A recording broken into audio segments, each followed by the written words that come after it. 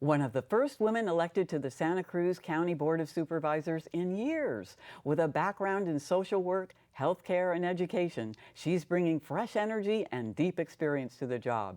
We'll talk with her about what's ahead for District 2, housing, roads, and what it means to be a community caretaker. Stay with us.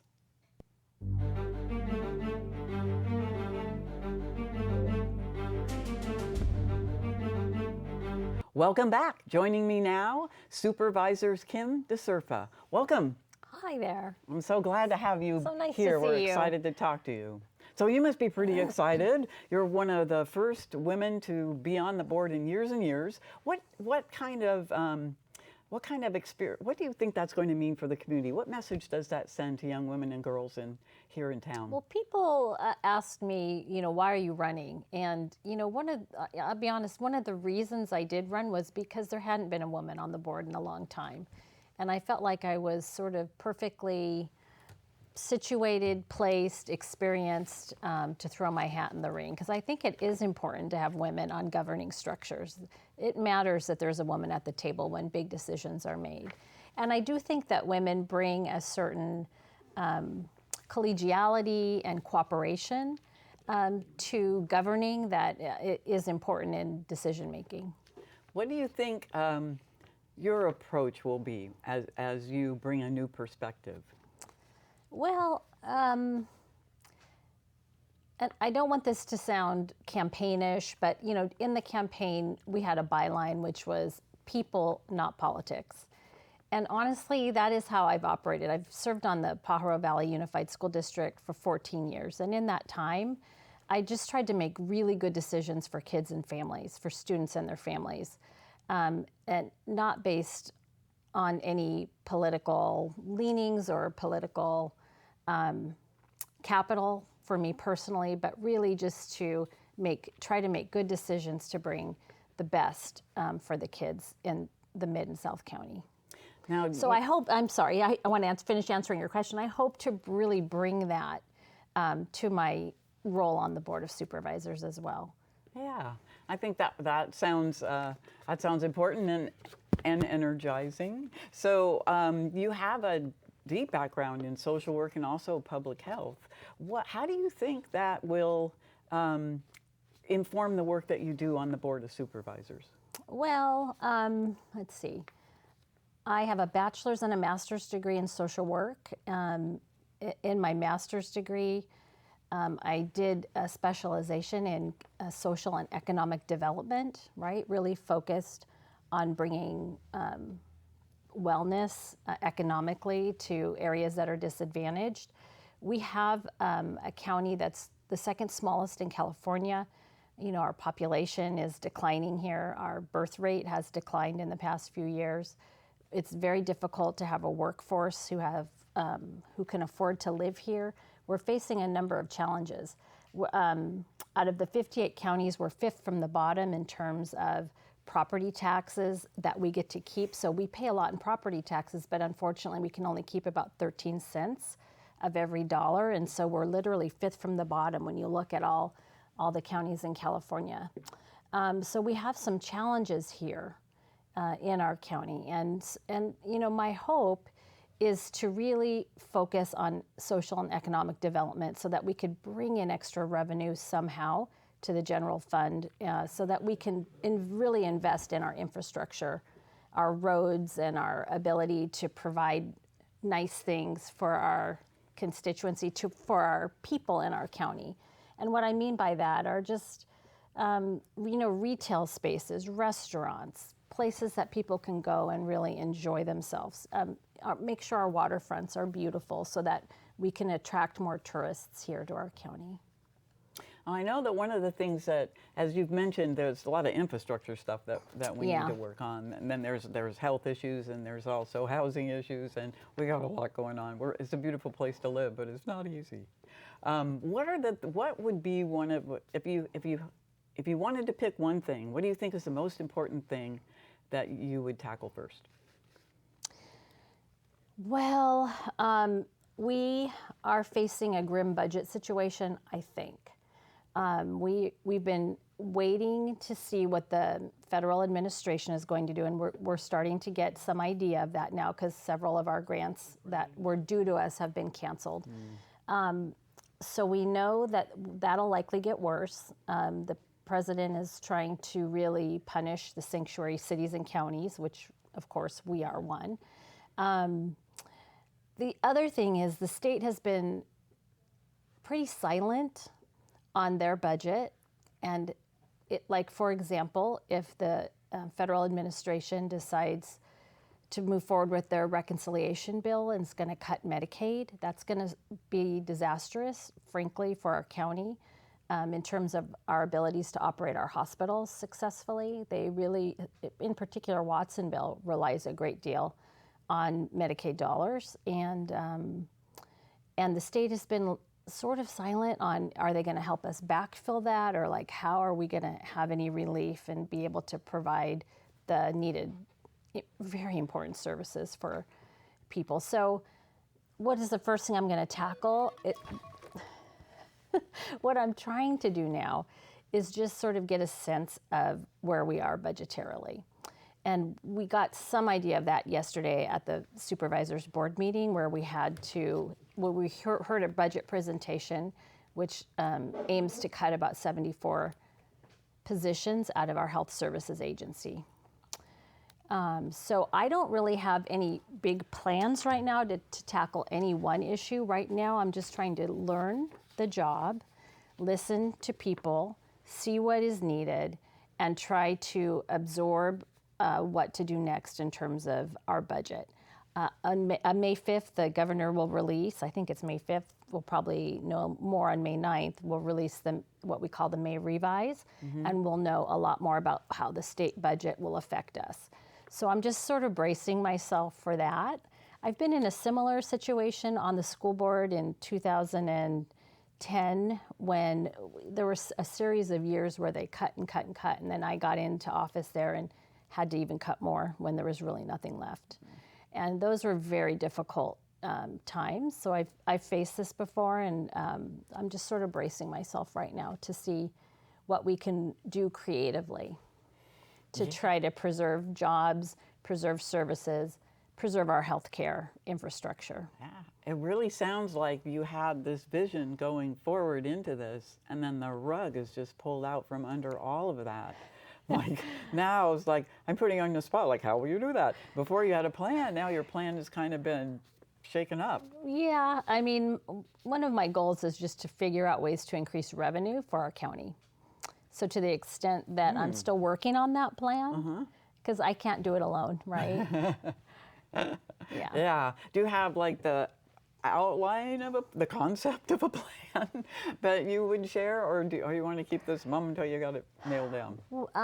Yeah, I'm learning about how that gets done.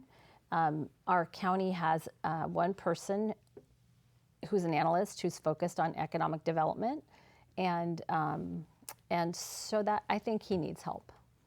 So my hope is that we could sort of bolster his team a little bit and see what we can do. So I know there will be, I just will say, there will be, because of the state's housing element that we're required to have and to have certified, we do have areas that we've certified for development that are sort of built out along the corridor. And I think hopefully that will bring some economic development in terms of increased property taxes and hopefully some retail spaces and some restaurants and that kind of thing. So our hope is to make some really great spots that people can enjoy. When you say the corridor, are you speaking of the SoCal? Like SoCal, yeah. Yeah, that's always that's the hot spot, isn't it? It's the hot spot, yeah. That's it's always been that. Ever since Eberts put their well, market you know, there. we have water there, we have sewer there, we have the metro. So, you know, we're trying to build out bike lanes there so that it can be safe and active transportation area. Oh yes, speaking of bike lanes, one of the things that you spoke about during your campaign was making like the more connectivity, bike lanes and sidewalks. And if you live in the unincorporated areas, there are like no sidewalks, and there's no sidewalks. Yeah, it's real dicey riding a bike. So can you talk a little bit about your I guess, your hopes and your dreams for that sort of thing? Maybe there won't be the financing now, but what would you like to have happen? Well, the last Board of Supervisors, right before Zach and Bruce went out of office, did a wonderful thing in that they voted on going after a grant, which will increase, they were just finishing up improvements up on SoCal in Aptos, and so it would actually improve those to continue to go all the way down to Freedom Boulevard with a bike lane and a sidewalk. That would be great. Oh, that'd be great. Yes, I used to live right on SoCal Drive, Oh, and yeah. I walk my dog on the side of the road, and it would be like take your life in your hands between the areas where there are no sidewalks. So the sidewalks, that's been a great improvement. So the other thing that's happening is, this whale bridge that we have? Yes. So there's another one coming, and it will connect Mar Vista Drive on this side of the highway to Mar Vista Drive on this side of the highway. So there's going to be a connector so that those neighborhoods there can go back and forth safely and get down to the beach in a way that's more safe. That's very nice. And Yeah. so those projects will go forward? We hope so. There's a parcel called Par 3, which was an old Par 3 golf course, and that one has been rezoned now and is ready to be developed, and we're working with developers to see what can be built out there that makes sense.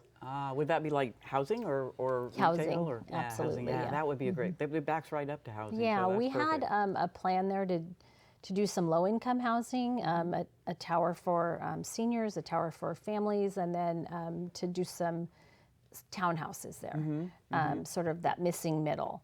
And we thought that was a great idea, but so we'll see. We'll see what gets done there. Yeah, I think the the future. housing is critical. I know you had the idea of building on county land. Is the golf course, the old golf course, county land? Is that a way Are you talking about the Seascape Golf Course? No, I'm talking about the old golf course on SoCal, like behind, I guess now it's a Sheridan, I think.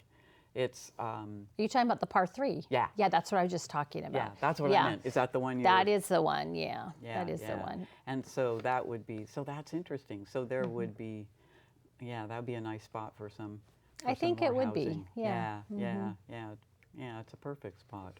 So that must feel good to have that possibly go through as sort of like as you had dreamed. Is another of the things that we have in Santa Cruz that's difficult is public health. We have a lot of people homeless. They don't really have access to health care. And I know you had some ideas on that. Would you like to share your thoughts on how to improve that situation? Well, I will say that our county does a really good job actually with public health and health care for people that are unhoused. We have a clinic called Homeless Persons Health Project, or HPHP for short, that for years has really served that population up in the Santa Cruz area. We have a series of county clinics all over our county that serve people that need health care in Watsonville and in Santa Cruz, and we have great veterans clinic in Capitola, and we have Dignity Health, which serves people who have commercial insurance and people who are on Medi-Cal. And then we have PAMF, and then Kaiser has come into the market. It sounds like a lot. But we're still reading the paper every once in a while. There's a shortage of physicians. Well, because you know why? They're all retiring. So I worked with a lot of those clinic doctors during part of my career, and they are amazing, and they are very, very missed. Yeah. Yeah. So what we're trying to do now is there's an idea that is brewing. I'm not sure how common knowledge it is yet, but UCSC is hoping to build out a medical school. And there's a group that is working hard on this idea, and I think the first couple of cohorts will likely be a satellite of UC Davis potentially, because UC Davis has an established great medical school, and so we're hoping to get a cohort of kids from this region who will likely stay here after their training. We're hoping that they might want to be one of the first few cohorts through this program. Well, that'll be a nice dovetail between all the medical research they do to add a Right? medical, trained doctors as well. Yes. Yeah. So it's really exciting. That is exciting. That's new. I hadn't heard that. So we'll have a sort of grow your own, hopefully, program, right? So that we can attract younger people. You know, the medical, about 50% of the physicians that are in the United States right now are being trained, are actually come from different countries, foreign countries. And so we just don't have enough medical school slots. We don't have enough residency slots for the numbers of people that we need. Well, that's interesting. So by building a new school, you have those places open up and more students can go. Right. So we really need to train more of our own kids in the communities that they're from so they can stay put. That's like that's sort of an old-fashioned idea. They're always, the town gets together and sends one person to medical school, so they're sure to have a doctor. Yeah. It's sort of an indentured doctor. Yeah. We have a lot of very hardworking doctors. I mean, the doctors that are still in place right now they're doing more work likely than they should be because they're trying to cover for the fact that we are down providers. Yeah. Well, so thank you to all the doctors that are out there. Yeah, they keep working. Yeah, we need them. Well, if you're building a medical school, there's going to be some interaction with the planning department. And I know you had mentioned that you'd like to change the culture there, and you wouldn't be the only one. What kind of ideas do you have about making planning? We want to develop. How can we make it more streamlined and easier? I mean, there are some people who haven't rebuilt their houses. This is the million-dollar question, my dear. Know. I don't know that I have the answers. 2 board meetings ago, we made some changes. Well, first of all, let me say this. I've been very impressed with the staff in all departments across this county. There are people that have tons of experience, advanced degrees, dedicated public servants. They want to do the right thing. In the planning department in particular, the CEO, Carlos Palacios, recognizing that that the public is not happy necessarily with the time that it takes to get a permit granted, et cetera, hired a consulting company to come in and take a look and see if there were improvements that could be brought. And so we got that report a couple of board meetings ago, and they recommended a series of things to improve our planning department. In addition, so some of those things have been implemented, and in addition, Supervisor Koenig also had 8 additional items there that he wanted implemented effective immediately, and the board voted unanimously to implement the things that he brought forward, as well as the recommendations. The recommendations from the consultants. So I don't have anything to report out yet, but to the public, I just want to say we hear you. It was one of the #1 complaints that I heard on the campaign trail. I don't want to beat up too much on our permitting and planning because I think this is a longstanding culture of slow growth, right? There was a whole other perspective and philosophy around not building in Santa Cruz County. And I think that was adopted by the entire planning department. I think that's sort of what happened. So I don't want to blame anyone or point fingers, but we need that to change now. Because we need to move some things forward. It's been, it's one of the reasons we have such a large unhoused population. Unfortunately. It is such a, it's a beautiful town and everyone wants to preserve the beauty of the town, but we also need places for people to live. And we do. It's a tough, it's like having 2 mean taskmasters. There's like. Well, you asked me something earlier, and as a social worker, oftentimes doctors would say, "Hey, Kim, go out and see this patient," or "This patient's in my office. They're living in their car," or they're, And so I'd start working with that particular person, and I had, thousands of these over my lifetime. And, I've been out there, boots on the ground, trying to get a housing voucher for this person, trying to find an apartment. Even after I got the voucher, trying to find an apartment for a senior citizen or for somebody who's disabled. It's impossible. Yeah. And I have an advanced degree. Oops, I just touched my chest. I'm so sorry. I have an advanced degree. I have a lot of know-how about how to get things done. And it was still really very, very difficult. So you can't expect somebody who's had a stroke and is not sophisticated and et cetera, doesn't have transportation. There's just no way that they could ever be able to find a place like that without help. Yeah. It's because they're very few and far between. So we do need to build more affordable units for people who need them. Yeah, yeah. Well, that's excellent. That'll be great for everyone. I want to switch up a little bit. I know you have a deep knowledge in health, public health. You worked in hospitals, but also many years on the Pajaro Valley School District. Sure. And I wonder how that will inform your work on the board. Are you bringing anything from your experience there and hoping to make any changes? Well, I think the training and governing that I did there is absolutely transferable to the new job. I feel very comfortable on the dais. As a result, I learned how to get big things done. Sometimes when people told me, that can't be done, we found ways. And in part, one of those ways is, to have somebody who's a dedicated grant writer or a dedicated fund development specialist to really keep their eye on the big stuff and really be able to pull down the money that's needed to do big projects. Mm-hmm. So I do have the knowledge about how that gets done and what to do. So I'm hoping to bring that with me into this new role. I think that is excellent. That's an angle I hadn't thought of, actually. I was thinking about your deep knowledge of what goes on in schools. Yeah. Yeah. I mean,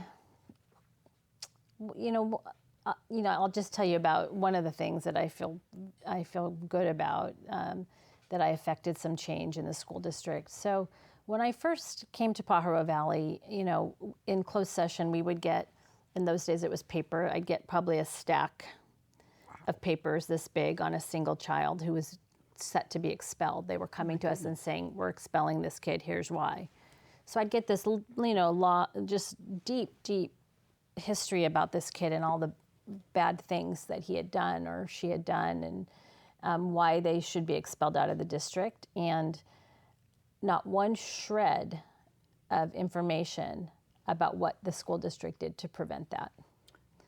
And so I started voting no on all of those expulsions.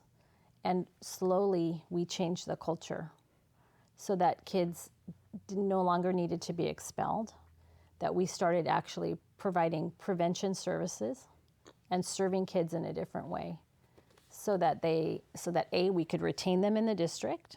We could make sure that they had all the things that they needed and the extra help that they needed, and then their families had the help that they were entitled to and that they needed. Yeah. So that's just an example. Mm-hmm, mm-hmm. So setting kids up to succeed. Yeah. Rather than waiting in them out. Yeah. Well, I'm sure that'll be really helpful in the schools. I know schools come up, of course, because they have to be funded, and having that other perspective on how it is to be in a school. Well, one of the really important things that people sometimes get kind of lost in the details of being on a school board is you really have to keep your eye on the prize, which is achievement and opportunity. And that is really what school board members should be focused on, is how to raise achievement so that they increase opportunities for those kids to go to college or trade school or, that kind of thing. Do you have ideas in the back of your mind that you'd like to ignite in the schools? Well, I feel like I did that for 14 years. Yeah, okay. Yeah. So, well, yeah. No, and the good news is I bring that with me, and I bring those relationships with me. So already I have some ideas about how to collaborate with the school district to do some good things in our community.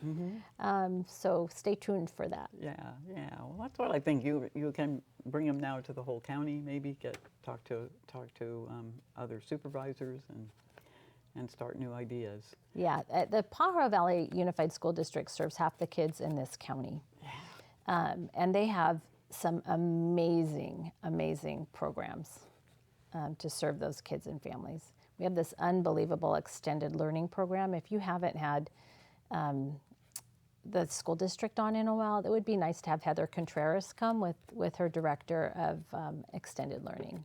And also their career and technical education. We've got this unbelievable, it's called CTE, where we give kids pathways to professions in many areas, which it's a very special program. So anyway, well, there's a lot of good things going on there, despite what you read. Oh, I'm sure. I was thinking you'll be a breath of not fresh air necessarily. I guess that is the wrong way to think about that, but new air, just new ideas that you're bringing with you from a whole other perspective that can come to the other end of the county, maybe. And that could be interesting. Yeah. So I want to talk to you a little before I let you go about your mom, who was in politics, and what her influence was on you. Sure. So my mom is a very dear human being. So she worked for 2 county supervisors, the very first woman ever elected in Monterey County history, Barbara Shipnuck. So my mom worked for Barbara as her aide, and then worked later for Simone Salinas, who was a well-respected attorney who was on the County Board of Supervisors. And then from Simone's office, when he went out of office, she went to work for Sam Farr, who of course is a beloved congressman. And so I grew up in politics, essentially, because I was always in the office or folding mail that needed to go out or listening to her on the phone. We often had League of Women Voters meetings at our home. So anyway, it was sort of always around me. And the group of women that were her friends were strong. They started nonprofits. And so I feel lucky and fortunate that I was raised in that environment. My father was killed, unfortunately, when I was a little girl. And so all of my mom's friends were essentially my aunties, and so it was very maternal. Aww. Yeah, very maternal sort of power structure around me. So did that give you the idea I could do anything? Like you could see all these other women doing things, and so you never had the idea that you couldn't? You're right. Yeah, that's exactly right.